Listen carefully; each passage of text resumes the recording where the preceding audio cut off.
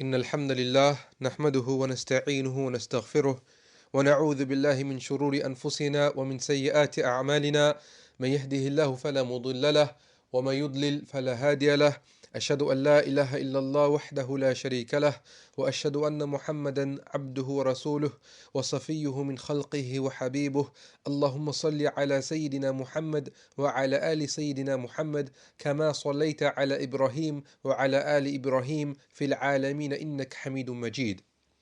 Inshallah, the hero that we will be studying today is a bit different to some of the heroes we have already looked at. For example, Abdullah ibn al-Mubarak or Imam Ahmad ibn Hanbal. All these people were known for their knowledge. But the hero today, he may not have been a scholar by words or through his knowledge, but he was rather a scholar through his actions. He is a man by the name of Sheikh Tamim al-Adnani. And like all the other personalities, like Sayyid Qutb for example, he is not famous, he did not write a book of tafsir, and he is not well heard of. He was born in Jerusalem, Palestine in 1942. His grandfather was Khurshid Pasha, who was the governor of Jerusalem at that time. And his father was Muhammad al-Adnani, who was a famous Palestinian poet, and the family and the lineage of Sheikh Tamim was a very noble and high family. Sheikh Tamim was brought up in Aleppo in a secondary school. In a secondary school, while he was there, he decided to grow his beard. And he would have a conflict with his father regarding this issue. And his father would say, "You are a young man. How can you grow your beard? You may not get married. It's not right for you to grow a beard." But despite this, he kept his beard. And then Sheikh Tamim, he visited Sheikh Ahmad al-Harran in Damascus. And then on meeting the Sheikh said, "Oh my son, do not make your father angry, obey him and shave off your beard." And Sheikh Tamim was very surprised. How come that this Sheikh in Damascus knows about this incident, all the way in Aleppo? Is this as if the Sheikh is saying, you're still young and the beard will cause you problems for you in the future? But the point to be taken from this incident is that Sheikh Tamim, he had love for the deen, love for Islam at a young age. After his studies in school, he went to Cairo University to study politics. At the university, there was once a large conference held by the socialist unions. And because his father was a famous Arab nationalist poet, they invited him to come to give a talk at this socialist union conference. And Sheikh Tamim, when he arrived at the scene, he saw, for example, that it was a mixed gathering. There were men and women that were mixing and free mixing. And having been forced to speak, he then says this to Sheikh Abdullah Azzam. He said, "I spoke about socialism and nationalism, and that there is no socialism and nationalism." And when Sheikh Tamim remembers this, he laughed his famous laugh, which is like ho ho ho. And if any of you have seen a picture of him, you can imagine how this man would have laughed. He said, "I messed up the gathering, and so because of this, they kicked me out basically out of this gathering."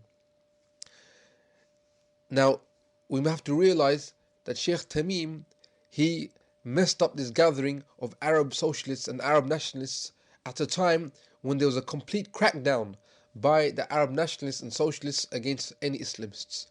And for example, in the universities, it was very rare to even see one woman wearing hijab. At Cairo University, Sheikh Tamim met the Syrian Marwan Hadid al-Shahid, who was studying agriculture in Cairo University also.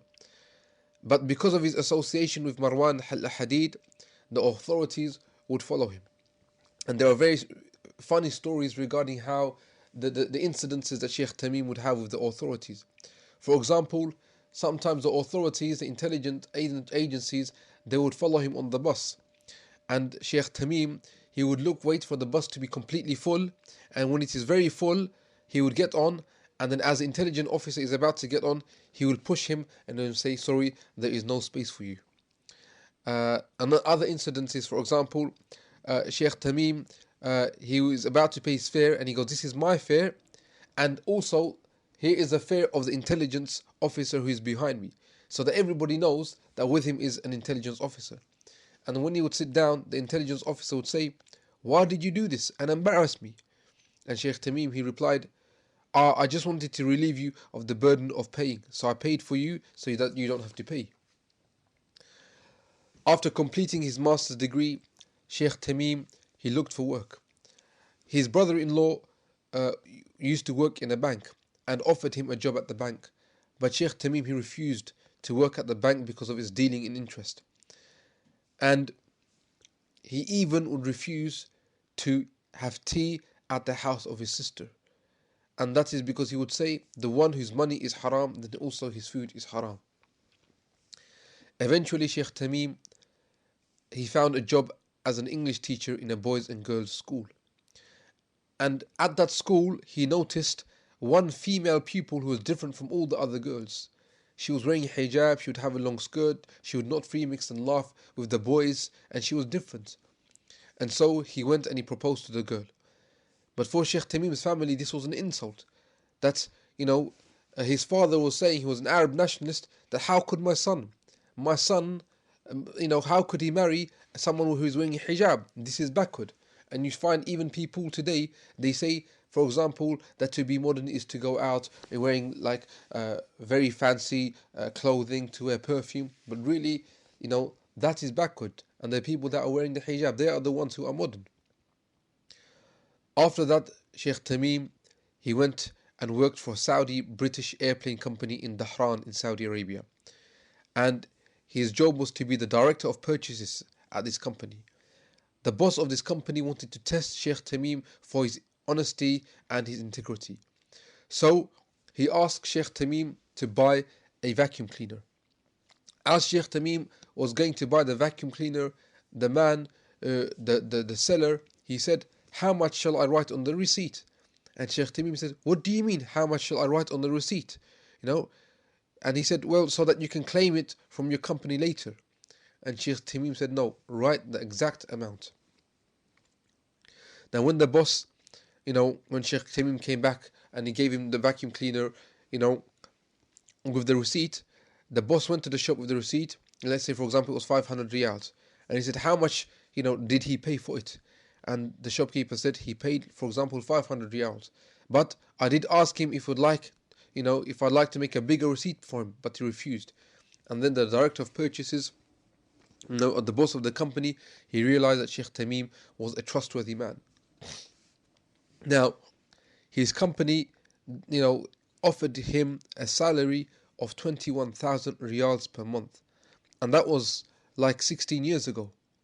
Now, that is approximately, like $6,000, dollars a month. And now maybe we're talking about, this is equivalent to, in sterling, £8,000 per month, including the house allowances, including education allowances, including travel allowances. So you can imagine how much money this man was making. Now in the airbase, there was a little mosque. And the managers soon realized that Sheikh Tamim, he had some understanding of the deen. And therefore they made him the khatib of the mosque. But Sheikh Tamim, he didn't have any formal training in this sphere. However, because he would speak from his heart, people began to flock to his speeches, even though he was not a scholar. He would speak from the heart and it would reach the hearts of the people. In fact, so many people began to come to his mosque that the mosque had to be extended 4 times to accommodate all the people. One quality about Sheikh Tamim, which is known to everybody who knows him, is that he would always speak the truth, no matter what. If he saw something wrong in the community, he would speak out against it.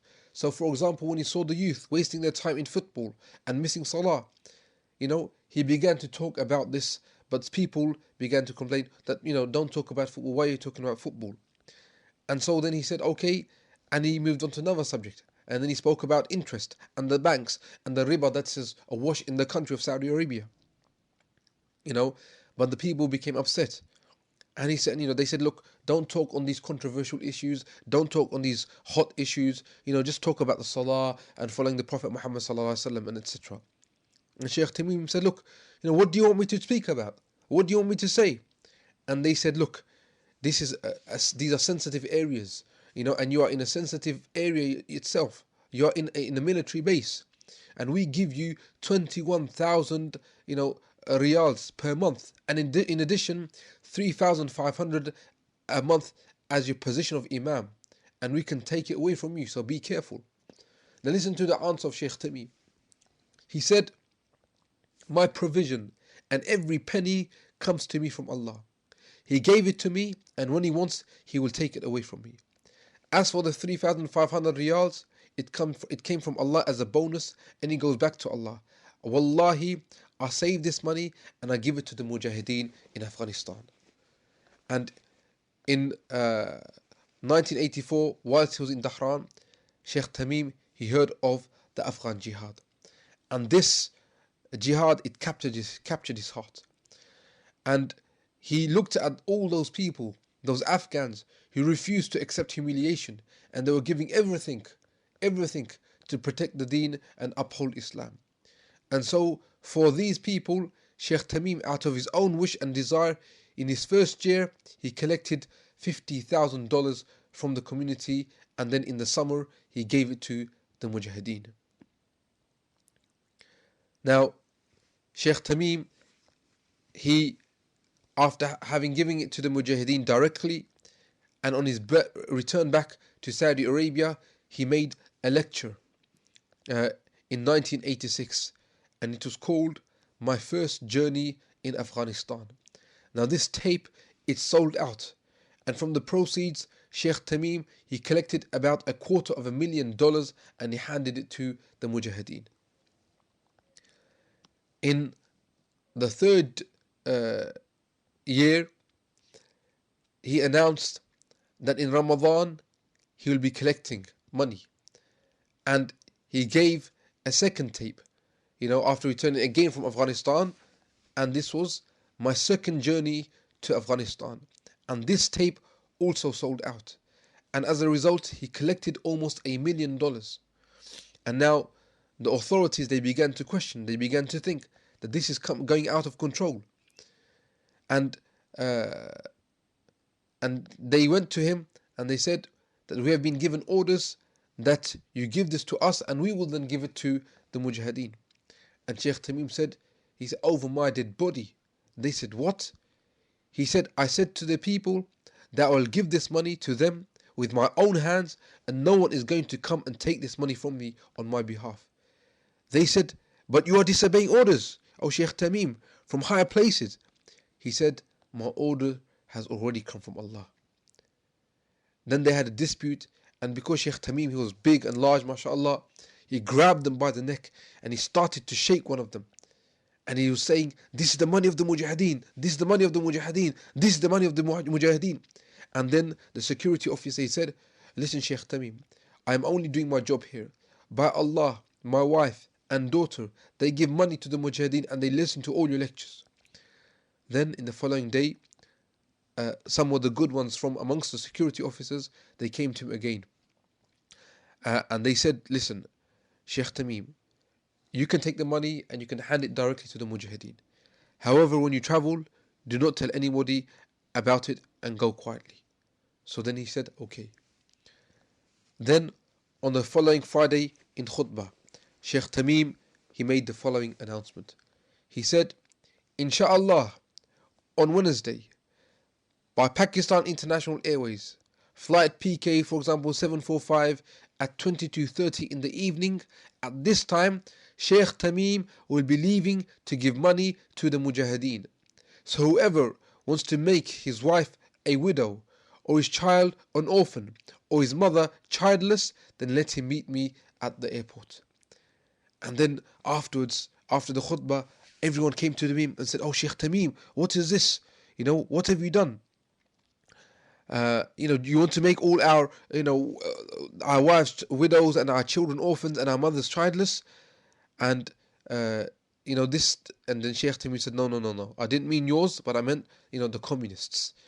And they said that inshallah, may Allah fulfill your requests. And by the way, that statement that Sheikh Tamim made, this was the very same statement that Umar ibn Khattab radiallahu anhu made as he was leaving for the hijrah.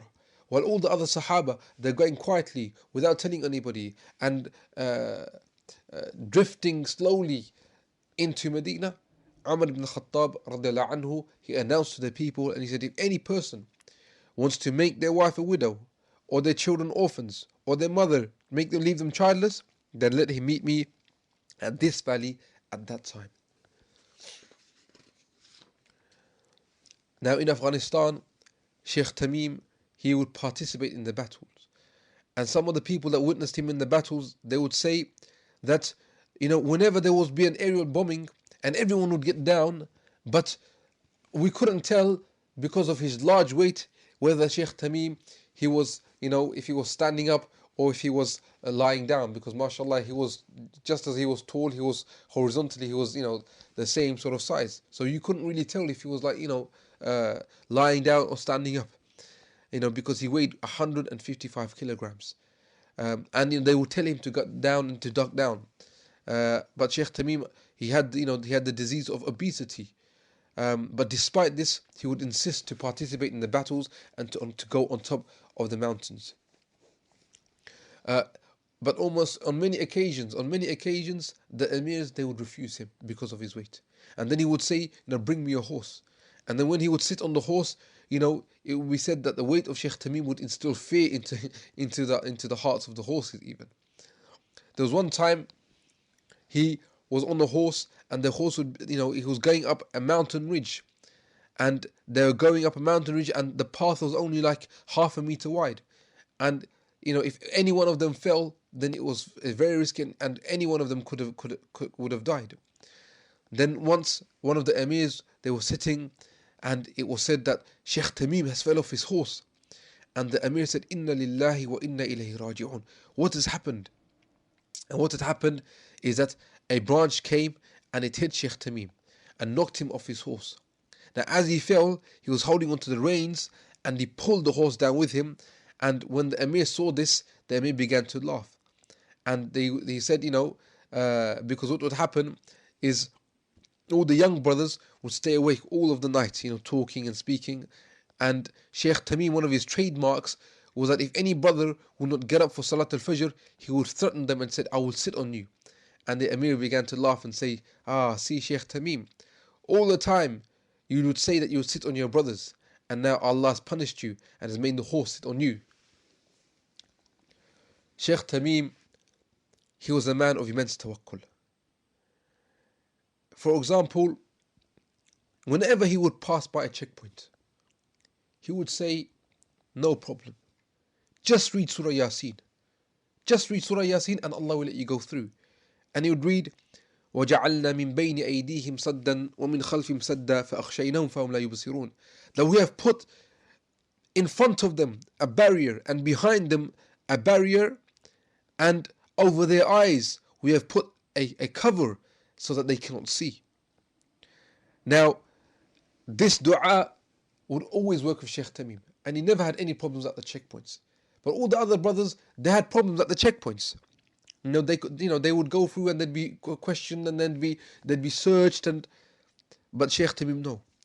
And that is because in order for the dua to be effective, you must have belief in the dua. Just like Umar ibn Khattab radiallahu anhu, sometimes some Sahaba, they would read Surah Fatiha over a person to cure him, and then it wouldn't work. And Umar ibn Khattab would come and he would read Surah Fatiha and that person would be cured, because he would have belief in this and he had iman in this. And sometimes Sheikh Tamim, for example, he would collect money. He collected gold, several kilograms of gold, and all he would do, he'd cover it and say dua over it. And despite this, none of his bags, all the bags of Sheikh Tamim would be checked, but that bag that had the gold in it for the mujahideen. And that is because of the immense tawakkul that this man had in Allah subhanahu wa ta'ala. Now, as was mentioned before, Sheikh Tamim, he was not allowed to take part in any of the jihad really because of his weight. And the Amir, who was Abu Abdullah, he refused to allow Sheikh Tamim to take part in the jihad. Once it happened that Abu Abdullah, he had to return to Saudi Arabia. And then he left behind the Emir, who was Abu Hajir al-Iraqi. Abu Hajir al-Iraqi, his tapes, you can still listen to them on Islam Online, but at the moment, currently, he is being held in prison in New York, and he was captured just a few years ago. Now, Abu Abdullah was a very firm leader, and he was not a pushover, and he would no way allow Sheikh Tamim to go into the mountain and to partake in the battlefield. Now, Sheikh Tamim, when Abu Abdullah left, he saw his chance and he went to Abu Hajir. And he said to Abu Hajir, look, we should now attack the enemy. And Abu Hajir said, look, I cannot make this decision until Abu Abdullah comes. And Sheikh Tamim was like, we have to go, almost like a kid. And Abu Hajir was put in a difficult position because Sheikh Tamim, he was a very well-respected man. And so Abu Hajir, he let Sheikh Tamim go to the top of the mountain and go with an operation. Now when Abu Abdullah he got back, he inquired, where is such and such a person, where is such a person? And they said, he's here. And he said, where is Sheikh Tamim? And he said, he's on top of the mountain. And he said, what? He said, call him back now. So they phoned Sheikh Tamim, and he was told, your Emir orders you to come back now. And if you do not come back, then you will be disobeying Allah. And then Sheikh Tamim, he refused. And even after being told directly, and eventually he was told that, if anyone falls victim because of what you're doing, then you'll be made responsible by Allah subhanahu wa ta'ala on the Day of Judgment. And then Sheikh Tamim, he returned and he was sulking like a child. And as he returned, he said, I swear by Allah that if you do not let me go, I will not eat, nor will I drink. Now Abu Abdullah, of course, he thought that he was joking and this will pass and he's just emotional. But one day passed, the second day passed, 3 days passed, he was not eating or drinking, and Sheikh Tamim became weak. And then Abu Abdullah, he was in a difficult position, because this man now, he has made an oath. So therefore he reluctantly agreed and let him go to the mountain. And then he went to the mountain and he was allowed to fire a few shots and a few mortars, and then he was asked to return to the base. Now Sheikh Tamim, he made another visit to Saudi Arabia. But this time, he was banned from giving his lecture, My Third Journey to Afghanistan. So he recorded this lecture on tape anyway, but this tape, it became a hit and it sold out. And the authorities, they became enraged and they deported him basically. Sheikh Tamim first went to Qatar. And, Alhamdulillah, the people from Qatar, they contributed significantly with their money and the persons to the jihad. Then from Qatar, Sheikh Tamim, he went to Afghanistan, and he said he was going to devote his whole life there, his full time, and his family, everyone was moved to Afghanistan. And then he asked, how will I look after my family? What will I do to look after my family? And then Abu Abdullah, he said, do not worry, I will look after them, just like he had sponsored many of the brothers of the Mujahideen. Now Abdullah Azzam, he said, why don't you work with me, and help me in my work, because I need someone like yourself. Because Sheikh Abdullah Azzam, rahmatullahi alayhi, was in great demand.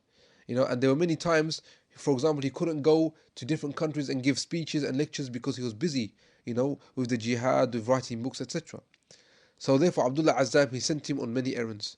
And Sheikh Tamim went to Nigeria, he went to many different places, and everywhere he went, huge crowds would gather. He went all over Europe, he went to America, he went to the African countries, he went to Asia, he went to Bangladesh, he went to Karachi, he went to Pakistan, and wherever he went, newspapers, they would carry news about Sheikh Tamim al-Adnani and the amount that he had gathered for the Mujahideen. In fact, Sheikh Tamim was so much in demand that one lecture would finish and then there would be another and another and another. And in the United Arab Emirates, he gave a series of 3 lectures, specifically to the women.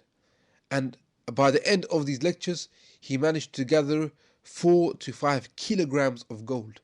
And he would say to every sister, by Allah, for every sister, I will tell the Mujahideen to make dua for you. Because generally the women, they are more sensitive in their hearts. and the jihad captured many of the women's hearts, and they would take the gold by their hand, and they, and they would give it. And Sheikh Tamim, he would take the gold through his own hand, he would put it in a bag, he would make dua, he would cover the bag, and he would never ever be stopped. Regarding the courage, and personality of Sheikh Tamim al-Adnani, he was a very, very, very brave man. And he would not fear anybody except Allah subhanahu wa ta'ala. There was an incident in immigration in one of the Arab countries, perhaps the United Arab Emirates, although we're not told, where he saw an official who did not allow a Palestinian to enter because he did not have a visa. And then on another line, a Westerner came, and the official asked him, do you have a visa? And he said no. And then he was given the visa there and then, and he was allowed to enter. And then when Sheikh Tamim, he saw this, he said, no, I will not allow this. And he grabbed the two passports. And he said, look at this. Look at this. The Muslim is not allowed to enter, and the Kafir, he is allowed to enter. And after he made, a big fuss about the incident and about the issue, eventually he was, allowed, to stop and to go through. Now, Sheikh Tamim, from Nigeria, he was on his way to Yemen, and he stopped in Egypt. And the Egyptian police force, they wanted to interview him there. And they said to him, who are you and where are you going? And he said very frankly, I am with the Mujahideen and I am going to Afghanistan. He said, I am a frank person and I'll give you frank answers. So do not beat around the bush with me. So then they asked him, are there any Egyptians in Afghanistan? He said, yes. He said, Abu Muhammad, Abu Ibrahim, Abu Abdullah, Abu Anas, and these names. And they said, are you joking with us? Are you joking with us? He said, look, I don't know their names. I just know their kunyas. And even if I did know their names, over my dead body will I give it to you. Then they said to him, do you know Muhammad al-Islambuli, the brother of Khalid Islambuli? And Khalid Islambuli, he was the one who assassinated Sadat, who made the peace with Israel. He said, is there anyone who does not know the brother of the hero Khalid Islambuli? And then while this was happening, while this was going on, he put those who were interviewing on the back foot, and he began to ask them, can I have permission to do lectures while I'm here in Egypt, while I'm here in Cairo? Do you give me the permission? Can I do it? So he was interrogating them rather than them interrogating him. Anyway, they let him into the country, and despite being banned to give lectures, he still gave the lectures anyway. After this, Sheikh Tamim al-Adnani, one thing about him is that he would hear of the oppression, of the women, and the rape of the women. He would hear, for example, how the Russians, they would take them in the helicopters, they would rape them, and then throw them down. And he would cry and weep, as if this had happened to his own children. Then in Ramadan, April 1987, the famous Lion Den operation happened. Basically, the base camp of the Mujahideen, called Ma'sada, which is in the eastern Afghanistan, in Jaji. At that time, the Russians battalions made a concerted ground and air attack to destroy the base camp of the Mujahideen. Basically, 2,000 of the enemy had gathered, and there are only 50 of the brothers that were there protecting the base. They included people like Sheikh Abdullah Azzam, Sheikh Tamim Adnani, Abu Zubair al-Madani, the famous Nasheed singer, including Osama bin Laden, many of the prominent Mujahideen. Now, Abu Abdullah, he gave Sheikh Tamim the responsibility for communications. Now, the most concerted effort by the Russians took place on the 28th to the 30th of Ramadan. And Sheikh Tamim, during this phase, during this moment, during the most intense part of the bombardment, he would come out of his bunker and he'd read the Quran. And when he would go and read the verses of the hellfire, he would read them quickly. And as he was passing through the verses of paradise, he would read them slowly. He read 1 juz, 2 juz, 3 juz, until 6. He reached 6 juz. And even the branches above his head were shaking from the bullets and the bombs that were whistling above his head. And then, he was told, what are you doing? This is haram. Abdullah Azam, he said to him that this is haram. You can't just, if you want to become Shaheed, that's understandable, but you can't just put yourself like this at risk. And he said, is this really haram? And then he quickly went back to his base. And then Abu Abdullah, he gave the order to withdraw. And only the Mujahideen at that situation, at that time, they know why they're withdrawing from a certain place. Because basically it was 50 versus 2,000, a ratio of 1 to 40. Now when Tamim Adnani heard of this, he began to cry like a child. And he said, look, what? After all this time, after all the efforts we have put in building and making this camp, now you want us to leave? And he began to cry like a child. And he was holding onto his hair, and he's holding his beard, and it looked like, people said, like as if some sort of jinn had taken over him. And he would cry and he would cry and he'd refuse to come. But then Sheikh Abdullah told him, listen, if anything happens to these brothers, then this is on your neck and you are going to be made responsible. Sheikh Tamim, he was looking for a way to further participate in the jihad. So he decided that he was going to go, to try and lose some weight. And he went from Nigeria to Egypt, and from Egypt he went to Qatar. And there, some of the brothers, they said to him that we know of a doctor in Czechoslovakia who can reduce your weight to 90 kilograms. And then they said that rather, why don't you in fact go to America for medical treatment? Because, in America, there are better doctors. And so Sheikh Tamim al-Adnani, he went to America. And while he was going to America, he didn't just sit around waiting for his operation to happen and living the life in America, going around touring and doing all this. No.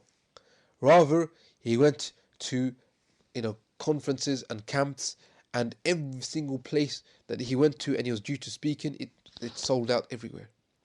And he would phone, once a week to Abdullah Azzam, and he would say, look, wait for me, I'm coming. I've lost 5 kilograms. I've lost this many kilograms. I've lost this many kilograms. And, eventually, he lost, he came down to 109 kilos. But one day, he was going to deliver a lecture in Orlando, Florida, on the 18th of October, 1989.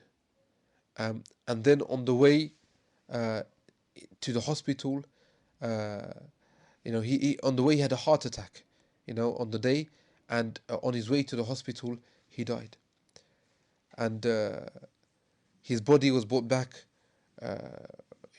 from Orlando through New York to Islamabad to Peshawar, and eventually the graveyard in Pabi, where many of the Mujahideen leaders, they are buried. Now, so therefore we see that Sheikh Tamim, his intention all the time was to return to jihad and to fight, to reduce his weight. And every week he was phoning the Sheikh Abdullah Azzam, saying, I'm coming, wait for me. He didn't go there for tourism. He didn't go there to waste his time. He went there, with the intention of performing jihad fi sabilillah. Now, amongst the miracles that were experienced after his death, his body was weeping 24 hours after his death while he was still in America. His wife went to the room in which he passed away, in the hospital room, and she said to him, we will meet in paradise, O Abu Yasir. This was his kunya, Abu Yasir. And then Abu Tariq, who was also there, he said, as she said this, tears came out of the body of Sheikh Tamim al-Adnani and they fell on the sheets. And she dried those tears with a handkerchief.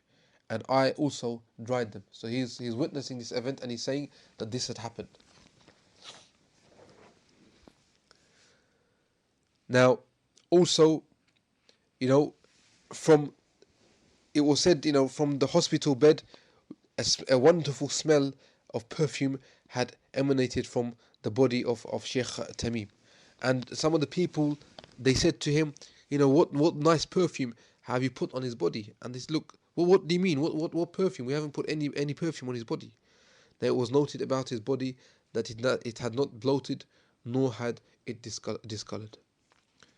Now Sheikh Abdullah Azzam, he found many prominent sheikhs and mashayikh and ulama asking about the permissibility of burying the body in a coffin, as 48 hours had passed.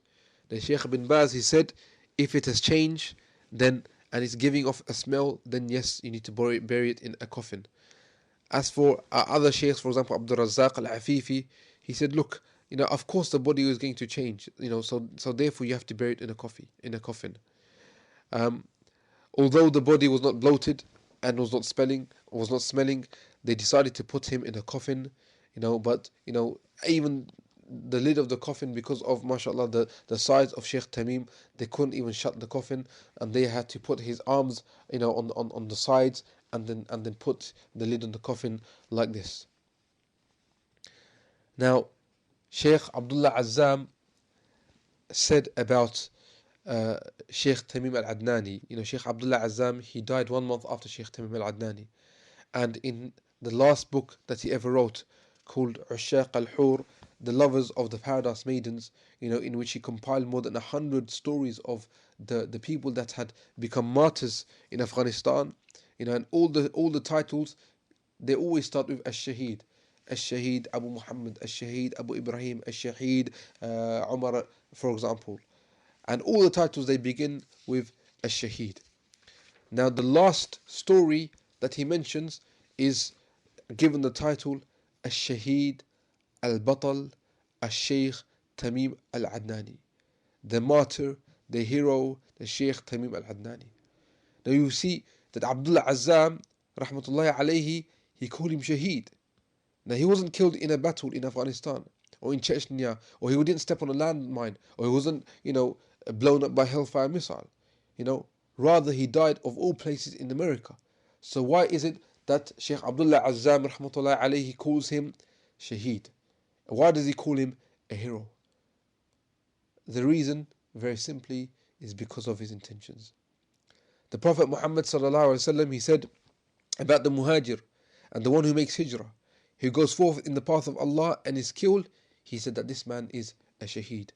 He said, whoever emigrated in the way of Allah, or was killed, or stung by a poisonous insect, or died on his bed by any death that Allah wills, then he is shaheed. So Shaykh Abdullah Azzam, he said, whoever emigrated to assist this matter for the sake of Allah's deen, and came and came to help and found difficulty, then he is a muhajir for the sake of Allah. He said that Allah has ordained that men should die many different ways, but their status after death will depend on their intentions. So their status will depend on their intentions. Now even one who dies, like a shaheed, and he's fought in the battles and he falls with a bullet through his head, that man, he may even go to the hellfire because of his intentions. Like the famous hadith of the first 3 people that will go to the hellfire. And a man who dies on his deathbed may be taken to the ranks of the shaheed, even though he is not on the battlefield because of his intention. He said, amongst the people, anyone who leaves his house for the sake of Allah and is thrown off his riding beast, or afflicted with disease, or any type of death that comes to him, this person is indeed a shaheed because of his intention, because he did it only for the sake of Allah subhanahu wa ta'ala. Sheikh Abdullah Azzam, he wrote a wonderful tribute about Sheikh Tamim al-Adnani. And he wrote, you will not die. And how will you die when your memories fill our lives and shake us from our depths? Your voice, which roars on the cassette, is enough to shake the world of the enemies of Allah and cause their hearts to tremble. He does not die for whom there remains in this world positions which the great people, the callers and the scholars of Islam even shrink in front of. He will not die, the one that carries with him the most noble of problems, that ignited his heart and inflamed his chest with a flame, with a torch which he carried to others, with passionate speeches that came from the hearts and therefore reached the hearts by Allah's permission. You are not a writer with a bewitching style, but your words had magic that captured the hearts. You are not a scholar, but Allah taught you with extensive knowledge of fiqh. Allah taught you, although maybe not with extensive knowledge of fiqh, He taught you what would benefit you and would benefit the people through you. You are not the horseman that mounts horses in the fields, and yet the horsemen stand dwarf in front of your courage. This man was not a well-known faqih or scholar, but I found in him a quality, as I perceive and Allah knows best, that made his speech accepted by the people, and Allah knows best, and that was sincerity.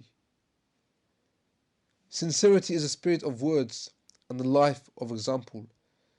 As with sincerity, words leave the heart and so therefore reach the hearts with passion and influence. Sheikh Tamim was a normal man, but Allah blessed his words such that Afghanistan and the Afghan issue became a worldwide issue and problem. And he was, without doubt, one of the main contributors to the Afghan jihad. The Sheikh Tamim, he only went to America with the intention to reduce his weight. And while there, he incited the believers even to do jihad. Even there. And because of the intentions and the actions he was doing, because of this, he deserves to be placed amongst the shuhada. Like the hadith, whosoever sincerely wished for martyrdom, Allah will raise him to the ranks of the martyr, even if he was to die on his bed. We ask Allah subhanahu wa ta'ala to have mercy on Shaykh Tamim, and to forgive him, and to forgive all the mujahideen in his path, and to accept him amongst the ranks of the martyrs. And we ask Allah subhanahu wa ta'ala to allow us to benefit from his life and his example, to make us sincere in our intentions, to make us act with what we know, to make us a living embodiment of what is required by us in his book and in his sunnah. أقول قولي هذا وأستغفر الله لي ولكم وجزاكم الله خيرا.